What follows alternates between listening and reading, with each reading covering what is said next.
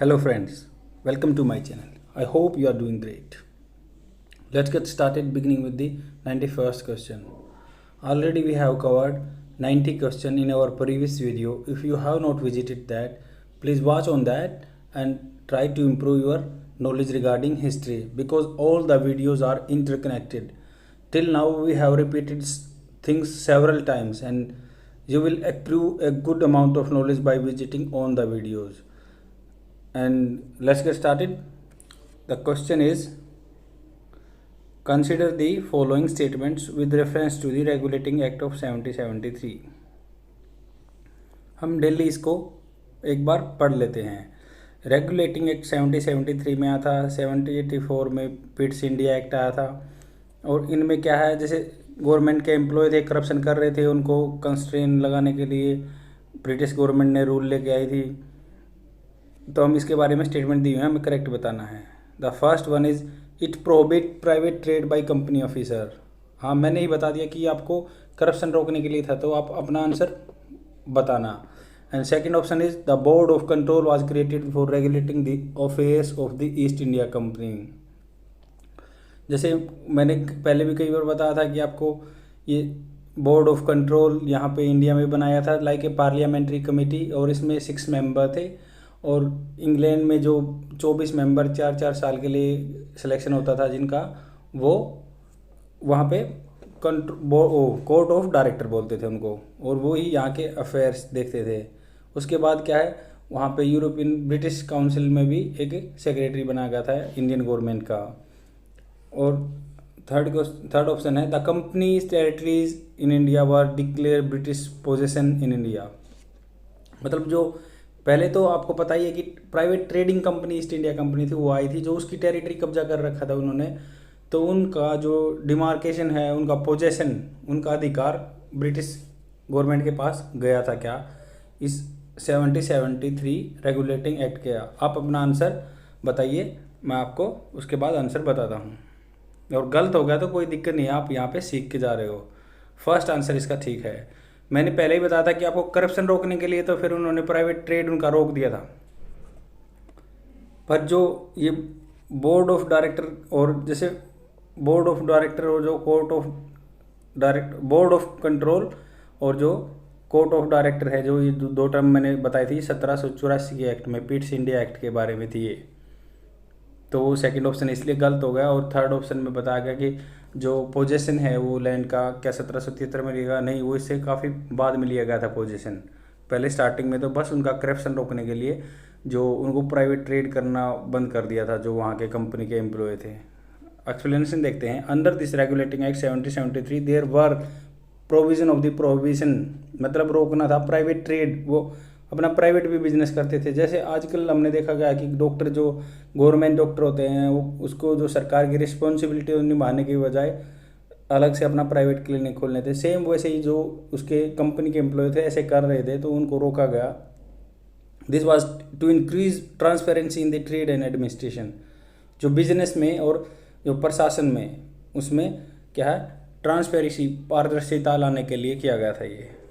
Second क्या है, option incorrect क्यों है, क्योंकि ये जो बोर्ड ऑफ कंट्रोल मैंने बताई दी आपको कि बोर्ड ऑफ कंट्रोल जो 6 मेंबर बॉडी थी, द बोर्ड ऑफ कंट्रोल, या इसको आज की पार्लियामेंट्री कमेटी भी आप मान सकते हो.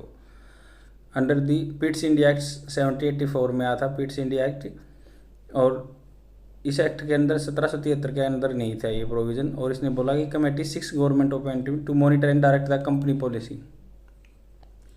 इनको कोर्ट ऑफ डायरेक्टर इंग्लैंड से बताते थे क्या करना है, और ये मॉनिटर करते थे. जो 6 मेंबर कमेटी थी, इसको बोलते हैं board of control.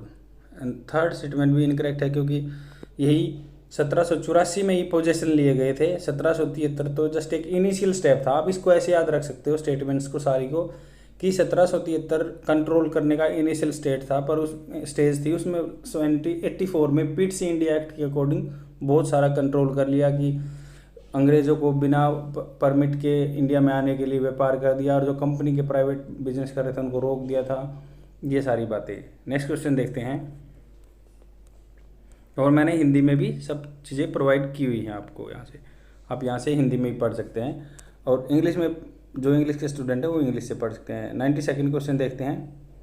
Which of the following statements with respect to the census, census होता है जनगणना, जनगणना होता है ये। इन इंडिया करेक्ट, जनगणना के बारे में स्टेटमेंट दी हुई है उनमें से कौन सी करेक्ट है? The first census was conducted during the tenure of Lord Mayo, and की जो पहली जनगणना थी क्या लॉर्ड मायो के टाइम पे हुई थी? सेकंड है the first synchronous census in India was held in 1881। Synchronous होता है सम्मेलन वाले, तालमेल वाले, जो एक बार में ही की गई हो।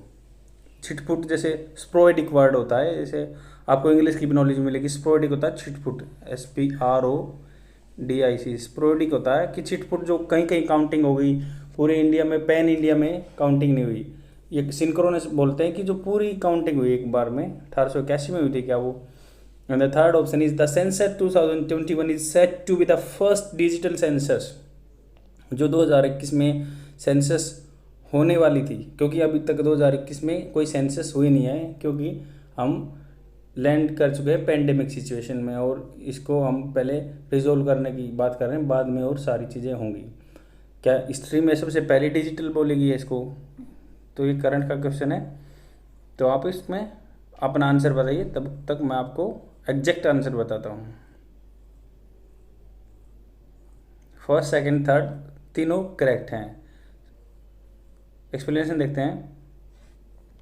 जैसे कि ऑफिस ऑफ रजिस्ट्रार, आज भी ऑफिस ऑफ रजिस्ट्रार होते हैं, general and the census commissioner, जनसंख्या जनगणना के अधिकारी, under the ministry of home affairs के जो गृह मंत्रालय के अंदर आते हैं। Is responsible for conducting decennial, डेसी होती है 10 साल में एक बार होने वाली census in post of the Indian.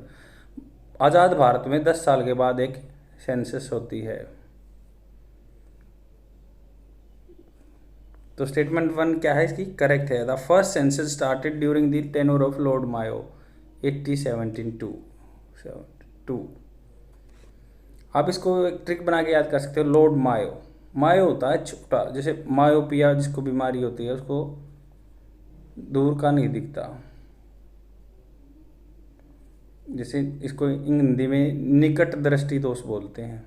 क्योंकि तो आप इससे याद कर सकते हो कि जिसको मायोपिया, जैसे जिसको भी दूर का चश्मा लगा हुआ उसको मायोपिया हुआ है, उसको आप ऐसे याद कर सकते हो। तो लॉर्ड मायो ने जिसको छोटी सी जनगणना करवाई थी 1872 को, आपको याद करना पड़ेगा। A systemic and modern population census, एक कर्मानुसार और जो नई प्रणाली की पॉपुलेशन की जनसंख्या जनगणना करवाई गई थी, और नॉन सिंक्रोनस थी जो इससे पहले हुई थी 1872 से पहले different parts of the country, मतलब 1865 से लेके स्टार्ट हो गई थी ये, पर वो नॉन सिंक्रोनस हुई थी, उनमें कोई सामंजस्य नहीं था।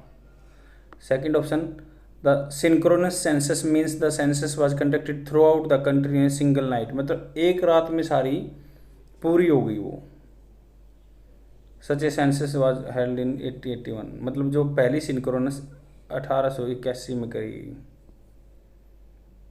मतलब 1872 में जनगणना हुई थी, पर वो एक रात में नहीं हुई थी, वो बहुत सारे दिनों में हुई थी। उस 1865 से करने लग गए थे, 72 तक वैसे एक्सपेरिमेंट चलते रहे, छोटे छोटे एरिया में नॉन सिंक्रोनस होती रही, 72 तक फुल फ्लैज हो गई सेंसस। बट एक रात में सिंक्रोनस जिसको बोला, एक रात में पूरी हो गई, वो 1881 में हुई थी, और लॉर्ड मायो के टाइम पे। थर्ड ऑप्शन इसका करेक्ट है। It was announce that upcoming census, मतलब ये हमें बताया गया था कि जो अपकमिंग सेंसस है 2021 की, वो फुली डिजिटल होगी, और उसके लिए हमें 37,000 करोड़ रुपए गवर्नमेंट ने अलॉट भी कर दिए थे। नेक्स्ट क्वेश्चन देखते हैं। 93rd क्वेश्चन है, with reference to the civil services in India consider the following. जो सिविल सर्विसेज हैं उनके बारे में कोई स्टेटमेंट दी गई हैं, उनको हमें बताना कौन सी करेक्ट है। The first statement is the civil services were brought into the existence charter act of 1813। कल भी हमने पढ़ा था चार्टर एक्ट 1813, 1833, 1853 चार्टर एक्ट थे ये, जिन्हीं के द्वारा हम कल भी वुड डिस्पैच पढ़ रहे थे, या लॉर्ड मैकाले माइन्यूट पढ़ रहे थे। तो ऑल टर्म्स ऑलरेडी कवर्ड, आपको अब एग्जैक्ट आंसर बता देना चाहिए क्योंकि अब से पहले 9 वीडियो आ चुकी हैं हिस्ट्री के बारे में। तो इसमें सेकंड ऑप्शन है, option open competitive exam for the selection into civil services was brought about by the charter act of 1853। क्या 1853 के चार्टर एक्ट के थ्रू ओपन कंपटीशन आ गया था सिविल सर्विसेज के लिए? आप अपना आंसर बताइए, मैं आपको एग्जैक्ट आंसर उसके बाद बताता हूँ। तो इसका एग्जैक्ट आंसर है सेकंड ओनली, बी आंसर है इसका, सेकंड ओनली आंसर ठीक है इसका। एक्सप्लेनेशन देखते हैं। The civil services was brought into existence by Lord Cornwallis. हम पहले स्टार्टिंग के वीडियो से पढ़ते आ रहे हैं कि लॉर्ड कॉर्नवालिस ने, जैसे जो रिवेन्यू इकट्ठा करते हैं, डिस्ट्रिक्ट कलेक्टर बोल देते हैं आजकल उसको, रिवेन्यू इकट्ठा करने का काम, या डीएम बोल देते हैं, डिस्ट्रिक्ट मजिस्ट्रेट या जुडिशियल पावर से, तो इनको डिफरेंस इन्होंने अलग अलग किया था। और लॉर्ड कॉर्नवालिस में इसमें सबसे बड़ा नाम दिया जाता है क्योंकि, और उन्हीं को सिविल सर्विसेज का जनक कहा जाता है।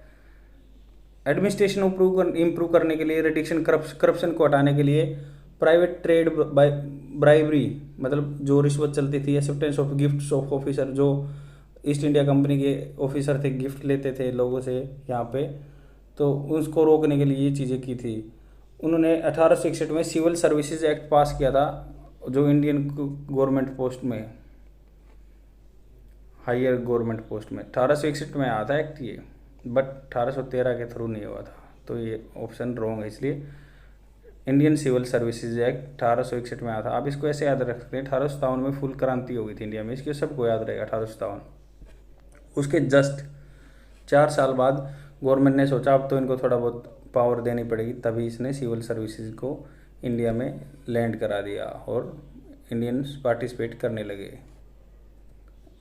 And the next option, statement 2 is correct है। The charter act of 1853 introduce competition system of the selection and recruitment of the civil servant. मतलब क्या है, जो 1853 का चार्टर एक्ट था ये, और कल मैंने बताया था 1853 का जो चार्टर एक्ट था, और तो चार्टर एक्ट जो 20-20 साल के लिए उनका डॉक्यूमेंट में रजिस्ट्रेशन हो गया था कि ये 20 साल के लिए पॉलिसी बन गई है, पर इसका जो पहला रूल था इसका कभी 20 साल का मेंशन नहीं है डॉक्यूमेंट में।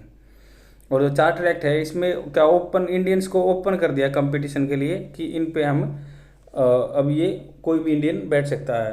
बाकी सिविल सर्विसेज का एक्ट 1861 में बना था, उसके तहत उनको कम्पिटिटिव एग्जाम में फुल परमिशन मिल गई थी। नेक्स्ट क्वेश्चन देखते हैं, 94th question, consider the following pairs दिए हुए हैं, पॉलिसी एंड गवर्नर जनरल।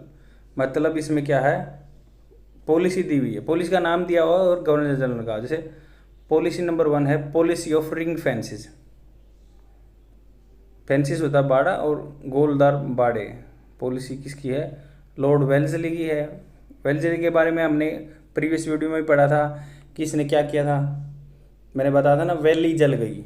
मतलब हमने ऐसी ट्रिक से याद किया था, वैली जल गई। वैली मतलब लेडीज जो पहनती हैं हाई हील्स, उनको बोलते हैं वर्नेकुलर लैंग्वेज में। और वैली जल गई तो उनको सब्सिडरी अलायंस, जिसकी उनका मतलब घमंड टूट गया, वैली जल गई तो उनको सब्सिडरी अलायंस मतलब अपने सबॉर्डिनेट्स बनाया था अंग्रेज़ों ने वहाँ पे। अब वहाँ से पैसा लूटा था, रिस्पॉन्सिबिलिटी कोई ली नहीं थी, सब्सिडरी अलायंस उसको बोलते हैं। वैसे तो कहने के नाम पे बोल दिया था कि हम आपकी जो अफगान इन्वेडर आते हैं उनसे रक्षा करेंगे। सेकेंड ऑप्शन है the policy of intrusive surveillance. मतलब क्या है, जो निगरानी रखने की पॉलिसी क्या लॉर्ड लिटन की थी। थर्ड ऑप्शन है पॉलिसी ऑफ सबॉर्डिनेट लेजिस्लेशन। क्या पॉलिसी ऑफ सबॉर्डिनेट मतलब नीचे अपने रखने के, आइसोलेशन, नीचे वाले को अलग करके रखने की लॉर्ड होर्डिंग्स की पॉलिसी थी। मैंने अब तक सबको के बारे में कवर कर चुका हूँ, आपको एग्जैक्ट आंसर दे देना चाहिए अब तक। और नहीं आता तो कोई बात नहीं है, फिर भी आप यहाँ से कुछ ना कुछ सीख के जाओगे। अटेम्प्ट करो, क्वेश्चन ट्राई करो। एग्जैक्ट आंसर है इसका डी, फर्स्ट एंड थर्ड, इसका डी आंसर है। एक्सप्लेनेशन देखते हैं, जो the policy of ring fences involve creating buffer states. Ring fences मतलब क्या होता है, रिंग मतलब ये गोलदार कांटे बोल देते हैं ना हम इनको, रिंग फेंसेस। तो ये क्या है, बफर जोन बनाने के लिए करते हैं कि कोई हमारे टेरिटरी में इंटर ना करे। तो वही जैसे ये बताया गया है कि जो वॉरेन हेस्टिंग्स थे, वॉरेन हेस्टिंग्स की मैंने बारे में ट्रिक बताई थी कि हंसते हंसते उसने क्या है रिफॉर्म्स कर दिए थे जुडिशरी में। उसके बाद तो फिर लॉर्ड कॉर्नवालिस ने किए थे, बट इससे पहले सबसे पहले हंसते हंसते इन्होंने अपने जुडिशरी सिस्टम में कर दिए थे कि दीवानी ये होगा, फौजदारी ये होगा, केस यहाँ पे जाएंगे।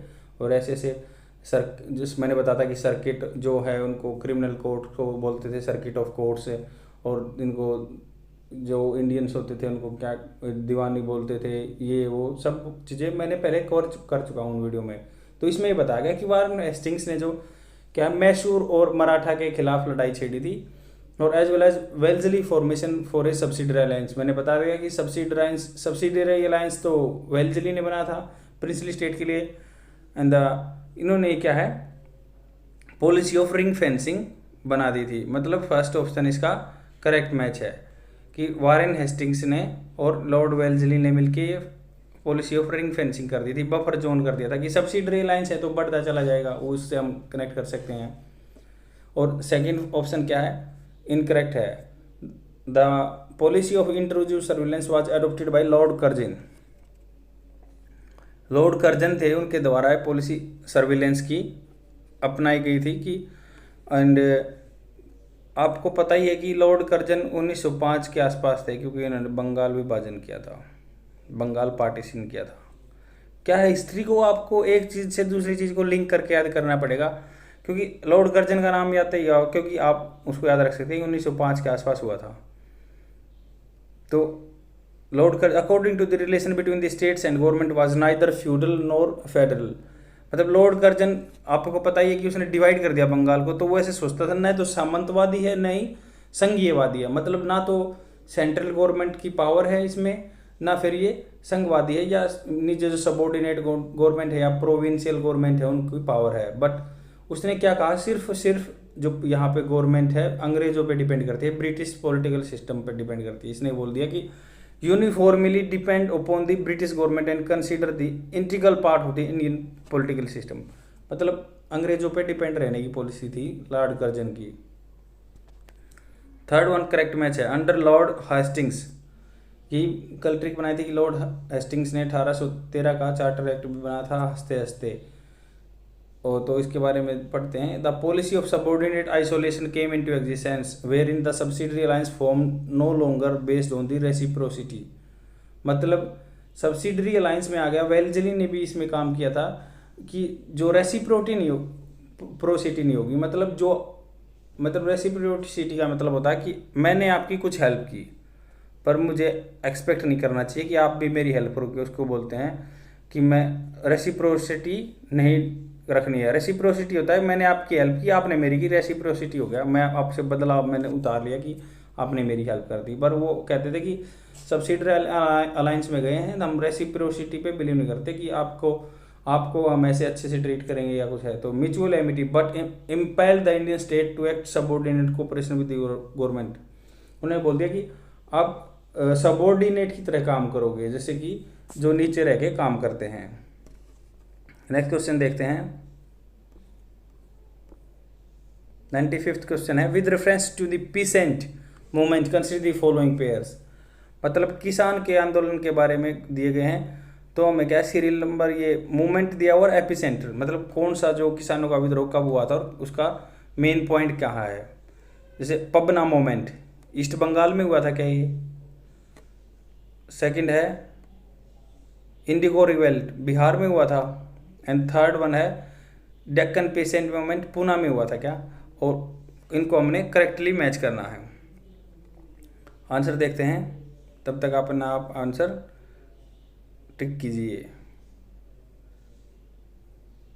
इसका आंसर है फर्स्ट एंड थर्ड करेक्ट है। एक्सप्लेनेशन देखते हैं। इसमें देखो मैं बताता हूँ आपको कि पबना ईस्ट बंगाल में एक जगह है। ईस्ट बंगाल में एक जगह है उसको पबना नाम से जाना जाता है। वहाँ पे क्या किया था जो वहाँ के किसान थे, हमेशा यहाँ पे आप एक मेन बात याद रखो, कोई भी क्वेश्चन आए पीसेंट्स का, पीसेंट्स रहते थे मनी लेंडर से परेशान। मनी लेंडर ज़्यादा से ज़्यादा ब्याज वसूलते थे और उनसे उनको कर्जे से मुफ्त नहीं करते थे। और हमने इंग्लिश की वीडियो में भी एक बहुत अच्छा वर्ड पढ़ा था, आप उसको रिमेंबर करो कि इंद्रजाल को मैंने लेजर खाते से जोड़ के बताया था, लेजर डोमेन बोलते हैं, इंद्रजाल में फंस गए आप। ऐसे ही आप चीज़ों को कनेक्ट करके याद रखोगे तो आपको होल लाइफ याद रहेगा और रिपीट करने की जरूरत नहीं रहेगी।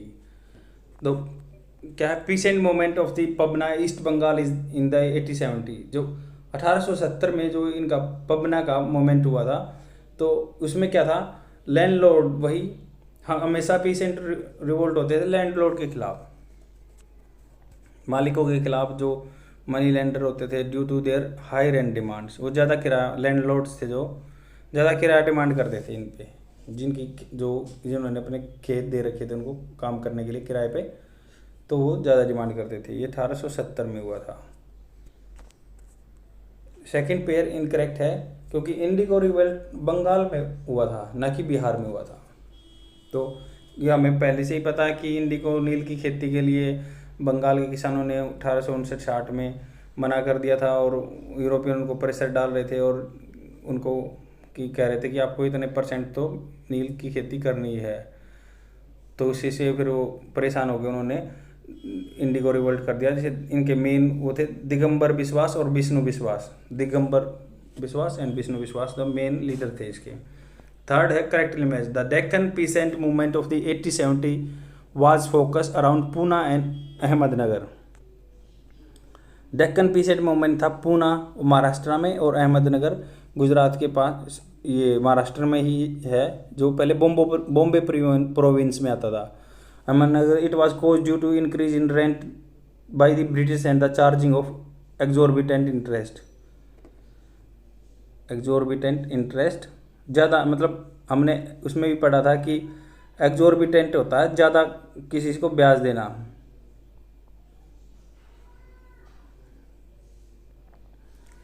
Interest rate by the money lender, मतलब इसका देखो, जो मनी लेंडर थे वो ज़्यादा उससे ब्याज ले रहे थे, तो वो रिवोल्ट कर दिया था उन्होंने इसको, अहमदनगर और पूना के किसानों ने। और हमने इंग्लिश की वीडियो में भी पढ़ा था कि मैंने ट्रिक बताई थी, देखो कभी भी अपना पर्स देखोगे तो आपको यू सीरियस वर्ड याद आएगा, यू सीरियस। यू सीरियस होता है कि एक्सोर्बिटेंट, ज़्यादा ब्याज लगाना। और इसकी ट्रिक मैंने बताई थी, यू सीरियस, तुम क्यों सीरियस हो रहे हो, तुम्हारा पर्स खाली होगा क्योंकि ब्याज ज़्यादा लग रहा है, बैंक ज़्यादा ब्याज लगा रहे हैं। नेक्स्ट क्वेश्चन देखते हैं। ऐसे ही ट्रिक करके आप चीज़ों को याद करते रहो। मैं कहता हूँ आप, if you will follow judiciously religiously all the videos, definitely with in this 6 months you will be at the level that you can crack any exam of the Indian government. 96 question, the term Dickinsonia was recently in the news. ये term है डिकिंसोनिया, ये किससे related है? It is the earliest non living animal. ये क्या है? यह सबसे पुराना ज्ञात जीव जंतु है। सेकेंड ऑप्शन है, it is a new virus variant, new kangaroo that can be passed on the humans. C option है, an extinct sub species of the archaic humans and that range across Asia during the lower and middle palaeolithic period. And D option है इसका, it is a medical plant discovered in the Western Ghat has the potential to cure cancer. देखो, हमने history में पढ़ा हुआ है, ancient history में, कि पैलियोलिथिक, मेसोलिथिक, नियोलिथिक। लिथिक क्या होता है पहले तुम्हें पता?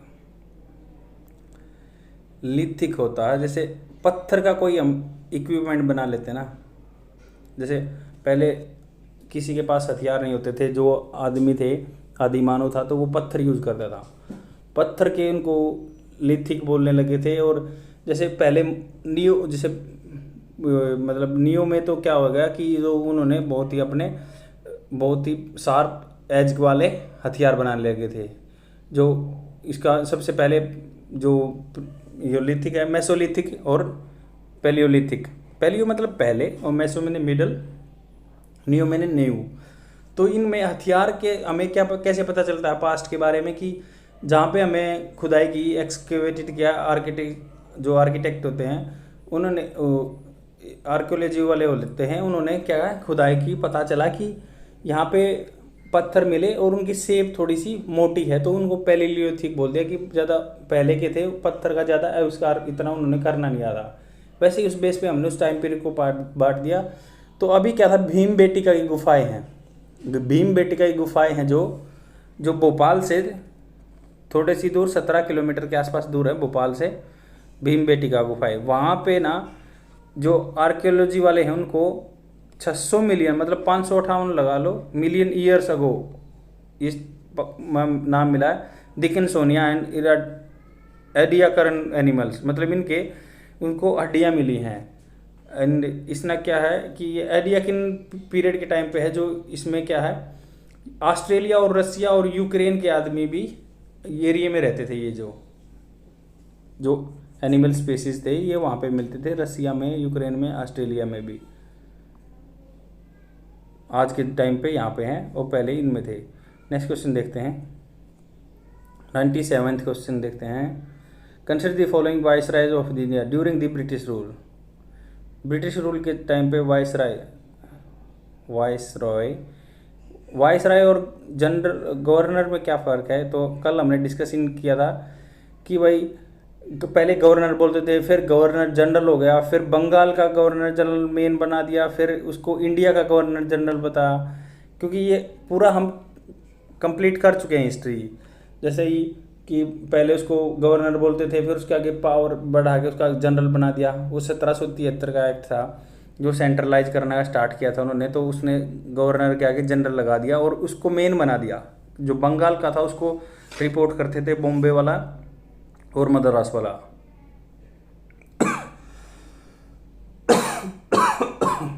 Sorry. Consider the following viceroy. जो वाइसराय बताए गए हैं चारों के नाम हैं Lord Northbrook, Lord Dufferin, Lord Mayo, Lord John Lawrence. और यूपीएससी का कोई भी एग्जाम में जैसे क्या होता है, हमें लॉर्ड मायो का अभी तक पढ़ लिया, डफरिन का पढ़ लिया, तो एक दो तो थोड़ा सा अजीब मिलेगा जिसका नाम हमने शायद नहीं पढ़ा हुआ, तो उसके बारे में मैं अभी पढ़ा दूंगा। तो ये तो सबको पता ही है, ये भी हमने डिस्कस कर लिया। बस इन दो के बारे में, तो इन दो से भी हम आंसर का आइडिया लगा सकते हैं यूपीएससी में। तो इसका आंसर आप क्रोनोलॉजिकल ऑर्डर में लगाना है इनको कि कौन पहले था कौन बाद में था। उसके बाद अपना आंसर बताइए, मैं आपको करेक्ट आंसर बताता हूँ। 4 3 1 2 इसका क्रोनोलॉजिकल ऑर्डर है। एक्सप्लेनेशन देखते हैं कि जो लॉर्ड जॉन लॉरेंस थे, इसको आप ऐसे याद करना जैसे 1965 में पाकिस्तान की वार हुई थी, उससे पहले 100 साल पहले की बात है ये, कि भूटान के साथ वार हुई थी 1864 में। हाई कोर्ट्स भी इसी टाइम पे बना था, कलकत्ता, बॉम्बे, मद्रास, मतलब 1864 के पास। चाहे आप इसको दूसरी टर्म से ऐसे भी याद कर सकते हैं, चाहे कि 1764 में आपका बक्सर का युद्ध हुआ था, उससे 100 साल आगे की बात लगा लो। नहीं तो जैसे हम ऐसे याद कर सकते हैं कि पाकिस्तान के साथ 65 में लड़ाई हुई थी, तो भूटान के साथ 1864 में 100 साल पहले हुई थी भूटान के साथ, तो उसी टाइम पे। और उस देखो उससे हम याद रख सकते हैं कि Calcutta high court, Bombay high court और मद्रास हाई कोर्ट बना था। और आपको क्वेश्चन में ये याद रखना कि यहाँ पे हाई कोर्ट की बता रहा हूँ मैं, ना कि सुप्रीम कोर्ट की। कलकत्ता सुप्रीम कोर्ट उससे पहले बन चुका था 1816 के आसपास। जो थर्ड ऑप्शन है इसका लॉर्ड मायो 1869 से 72 तक। हमने अभी डिस्कस किया था कि 1872 में लॉर्ड मायो ने सेंसस कराई थी, जनगणना कराई थी। 1881 में फुल फ्लैज्ड हुई थी, सिंक्रोनस हुई थी।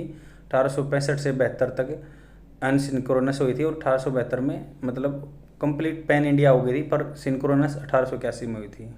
देखो एक क्वेश्चन से आपको कितने हिंट मिले और आप कितने क्वेश्चनों को रिजोल्व कर सकते हो। ये Mayo college of political training of Indian princes and political जो राजनीतिक थी उसकी ट्रेनिंग कराता था इंडियन प्रिंसेस की, जो यहाँ पे राजा थे। The establishment of the statistical service हमने पढ़ ही लिया कि इन्होंने जो डाटा इकट्ठा करने का काम किया वही सेंसस का, एग्रीकल्चर एंड कॉमर्स का। लॉर्ड नॉर्थब्रुक ये नया टर्म है, इसके बारे में हमने पढ़ा नहीं, तो यहाँ आपको अब आप ऐसे याद कर सकते हो कि 1872 में जनगणना हुई थी, उससे 4 साल तक बाद तक ये रहे थे। जो प्रिंस ऑफ वेल्स है, वही इंग्लैंड में ग्रेट ब्रिटेन बोलते हैं, उसमें वेल्स भी इंक्लूड है। India and the Kuka movement in Punjab. Kuka movement क्या था ये? कूका मूवमेंट के बारे में बात करते हैं। कूका मूवमेंट एक था बाबा राम सिंह, उसके बारे में मैं कहानी बताता हूँ आपको, उससे याद रखना है। बाबा राम सिंह थे, तो 1814 में जिनका जन्म हुआ था। वो एक वहाँ के जो प्रांतीय राजा थे उसकी फौज में भर्ती हो गई। उन्होंने लुधियाना के पास जगह थी, वहाँ पे वे पैदा हुए थे। लुधियाना से 5 किलोमीटर के आसपास एक गांव था, उसमें वे पैदा हुए।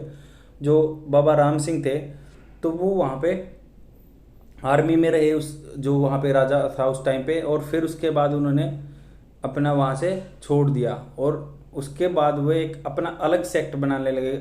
मतलब सिख समाज में एक अलग से ग्रुप बन गया, कूका नाम से जाना जाता है उसको। और वो क्या है, जो समाज में कुरीतियाँ थी, अंग्रेजों के खिलाफ रेबिलियन हो गए थे। तो अंग्रेजों के खिलाफ इसने फिर पॉलिटिकल पेस भी ले लिया था, कि मतलब ये पॉलिटिकल इन्वॉल्वमेंट हो गया था इसमें। जैसे कि स्टार्टिंग में छोटा आंदोलन था, फिर बड़ा हो गया। इन्होंने क्या किया कि अंग्रेजों के खिलाफ पूरा विद्रोह कर दिया था। और ये अपने बनाए हुए सफ़ेद कपड़े पहनते थे, ये सफ़ेद पहनते थे हमेशा। तो इनकी आइडेंटिफिकेशन ये थी कि ये अपने बनाए हुए सिर्फ सफ़ेद रंग के कपड़े पहनते थे। सिख समाज में एक सेक्ट बढ़ गया था, एक समुदाय बढ़ गया था, और जो अंग्रेजों के लिए बहुत दिक्कत की बात हो गई थी। अंग्रेजों ने फिर क्या किया, बाबा राम सिंह को इन्होंने मार दिया। और लास्ट में जो 63 आदमी थे, 63 आदमियों को भी इन्होंने तोप से उड़ा दिया था अंग्रेजों ने। लास्ट में इनकी पकड़ में आ गए थे तब। यही कूका मूवमेंट के बारे में है, पंजाब में हुआ था, लुधियाना के रहने वाले थे। बाबा राम सिंह नाम है, आप रामदेव के नाम से याद रख सकते हो। और जो लॉर्ड मायो के 4 साल के बाद की बात है, जब जनगणना हुई थी, उसके बाद ये पंजाब में हुई थी। आप कनेक्ट करके आपको याद रखना है। लॉर्ड डफरिन का सबके बारे में पता है कि उस टाइम पे कांग्रेस बनी थी 1885 में, लॉर्ड डफर थे। लॉर्ड डफरिन से हम याद रख सकते हैं। बर्मिस वार, जो बर्मा के साथ वार हुई, third in the formation of the Indian national Congress. तो ये क्रोनोलॉजिकल ऑर्डर में हो गए, फिर हम एग्जैक्ट हमें डेट भी याद होगी इसकी। And the 98th question, with reference to Mahalwari system consider the following system. हमने शायद डेली ही इस बात को डिस्कशन किया है कि जो रिवेन्यू कलेक्शन सिस्टम था वो किसने अच्छा किया था, वो लॉर्ड कॉर्नवालिस ने किया था अच्छा। और उसने क्या है, जगह जगह पे फिर अलग अलग तरह का पैसे इकट्ठे करने का सिस्टम बना दिया। जो हरियाणा और पंजाब का एरिया है, या जो गंजेटिक प्लेन बोल देते हैं हम उसको, तो इसमें क्या है, महलवारी सिस्टम होता था। इसमें क्या है, विलेज का जो हेडमैन होता था, सरपंच लगा लो आप उसको, सरपंच कर इकट्ठा करता था और डिपॉजिट करता था गवर्नमेंट को। और इसको क्या था, विलियम बेंटिंग ने बनाया था। आप ये ऐसे याद कर सकते हो, बैठ के बना दिया विलियम बेंटिंग ने। और जैसे ही साउथ में था, हमने पढ़ा था कि थॉमस हेक्टर मुनरो ने बनाया था, और उसने किसानों को राइट बोल दिया था, और सीधा डायरेक्ट किसानों से ही पैसा इकट्ठा करते थे। उसको राइटवाड़ी सिस्टम बोल दिया, जैसे कि मद्रास के एरिया में राइटवाड़ी सिस्टम था। और जमींदारी सिस्टम का परमानेंट सेटलमेंट सिस्टम बोलते हैं जिसको, वो आपका इधर बंगाल, बिहार, छत्तीसगढ़ के आसपास के एरिया में जमींदारी सिस्टम होता था। तो इसके बारे में स्टेटमेंट दी गई हैं। First statement is Holt Mackenzie was the first develop this system. Holt Mackenzie था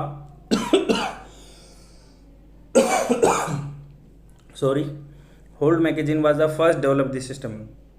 होल्ट मैगजीन ने क्या ये सबसे पहले बनाया था। Under this system zamindari acted the intermediary between the ryots and the, क्या जो राइट के बीच में, और राइट मतलब किसानों पीसेंट, और अंग्रेजों के बीच में जमींदार इंटरमीडिएटरी होते थे। क्या इंटरमीडिएटरी होते थे। And the third option, a field was basic unit of revenue assessment.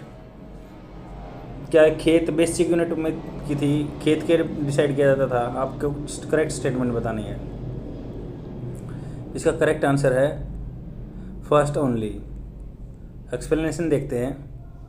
जो महलवारी सिस्टम था, land revenue management under the British Empire, वही कि अवध, गंगा और वैली के पास का पंजाब के एरिया का ये रूल था। इसमें बताया गया कि जो माइन्यूट ऑफ 1819, माइन्यूट होता है परिपत्र बोल दो इसको, घोषणा बोल दो, माइन्यूट कोई माइन्यूट को परिपत्र या घोषणा बोल देते हैं। Holt Mackenzie secretary of the board of the director, मैंने बताया था कि बोर्ड ऑफ डायरेक्टर यहाँ पे इंडिया में 6 मेंबर की वो जो थी, उसको first develop the theory of mahalwari emphasising the existence of the village community in North India, यही कि ये नॉर्थ इंडिया में बना गया था mahalwari system. In the second option is incorrect, the charge of collecting revenue paying सीधा विलेज हेडमैन से किया जाता था, ये मैंने बताई दिया आपको। थर्ड में क्या है, जो बेसिक यूनिट थी रेवेन्यू असेसमेंट की, वो each plot within the village was added to the calculate revenue that each mahal had to pay, मतलब महल प्लॉट को बोला गया था। Village was a basic unit of revenue assessment, मतलब विलेज को एक मतलब महल बोल दिया गया। The estimate revenue of each plot within the village was added to the calculate the revenue of each महल, मतलब विलेज को महल बोल दिया, उसके लिए महलवाड़ी बोल दिया, और गांव के बेस पे रेवेन्यू असेसमेंट होता था, एक गांव के बेस पे। नेक्स्ट क्वेश्चन देखते हैं। 99th question, consider the following pairs, governor general और वायसराय या सिग्निफिकेंट इवेंट्स। अब आपको पता है कि 1857 से पहले गवर्नर जनरल बोला था, 1857 के बाद वायसराय बोलने लगे थे, 1858 में वायसराय बोलने लगे थे उस टर्म को।